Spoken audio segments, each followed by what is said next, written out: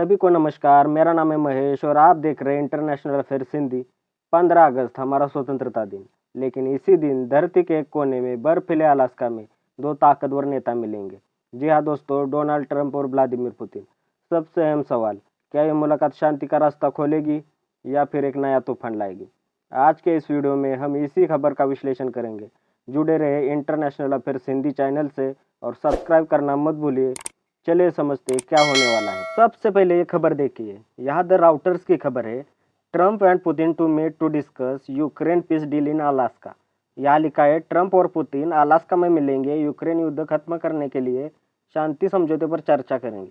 यहाँ भी आप देख सकते हैं द वॉशिंगटन पोस्ट की खबर है, Trump Putin meeting set for next week in Alaska.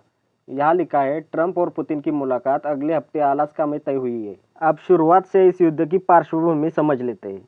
2022 फरवरी का महीना रूस ने यूक्रेन पर हमला किया था।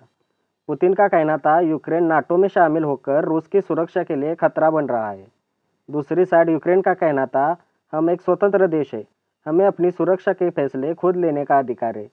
शुरुआत में रूस ने यूक्रेन के कई इलाकों पर हमला करके कब्जा किया। इसके बाद अमेरिका और यूरोपीय देशों ने यूक्रेन को पैसा हथियार देना शुरू किया और युद्ध लंबा खिंच गया। अब आते हैं ट्रंप की एंट्री पर। 2025 में यहाँ ट्रंप फिर से अमेरिका के राष्ट्रपति बन गए।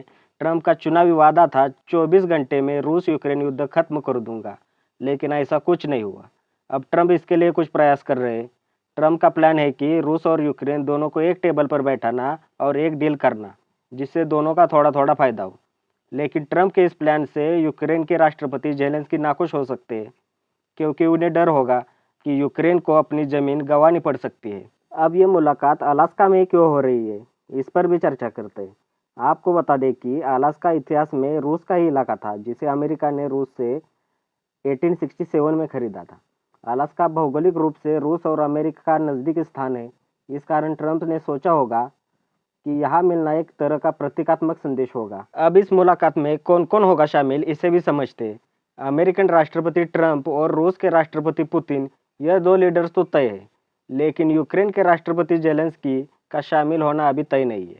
ट्रंप का कहना है कि वो यूक्रेन के बिना भी रूस से समझौता कर सकते, जो काफ़ी विवाद खड़ा कर रहा है। अब सबसे अहम सवाल, इस डील में क्या हो सकता है, उसे भी समझ लेते हैं। रिपोर्ट्स के मुताबिक इस मुलाकात में 3 बड़े मुद्दों पर चर्चा हो सकती है। युद्ध विराम, जैसे हमले और गोलीबारी रोकने के लिए चर्चा करना। जमीन का बंटवारा, जैसे रूस अपने कब्जे वाले कुछ इलाकों को रख सकता है और बाकी यूक्रेन को मिल सकता है।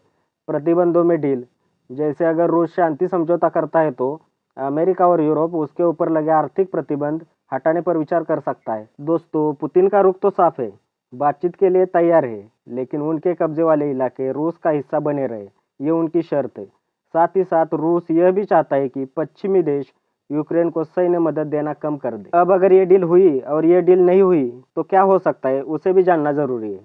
अगर युद्ध रुकता है तो इसके कई बड़े नतीजे होंगे, जैसे लाखों लोग अपने घर वापस लौट सकते हैं, तेल, गैस और गेहूं की कीमतें घट सकती है, जिससे पूरी दुनिया को राहत मिलेगी।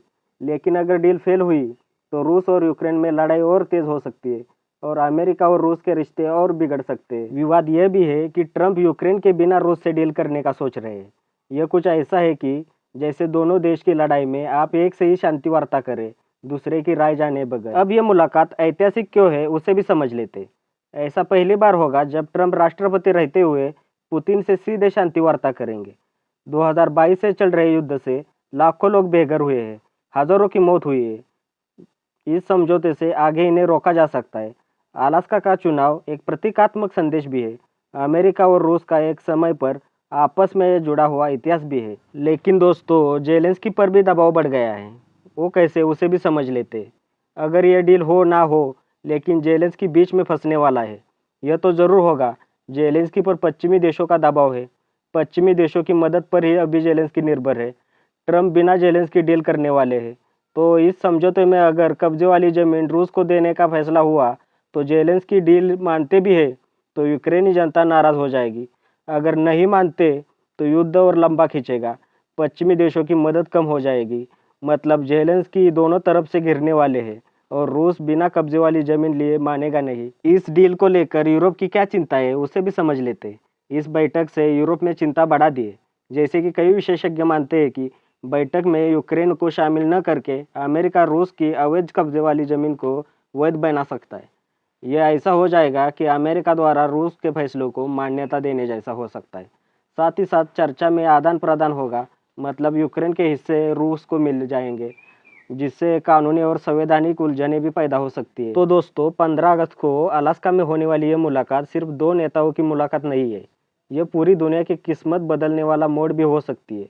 क्या ट्रंप यूक्रेन और रूस के बीच शांति प्रस्तावित कर पाएंगे? क्या पुतिन अपनी शर्तों से पीछे हटेंगे? और सबसे बड़ा सवाल, क्या यूक्रेन इस डील को मानेगा? क्या यह फिर से एक नाकाम कोशिश होगी? आपको क्या लगता है, दुनिया में शांति के लिए क्या किसी देश को अपनी ज़मीन का हिस्सा छोड़ देना चाहिए?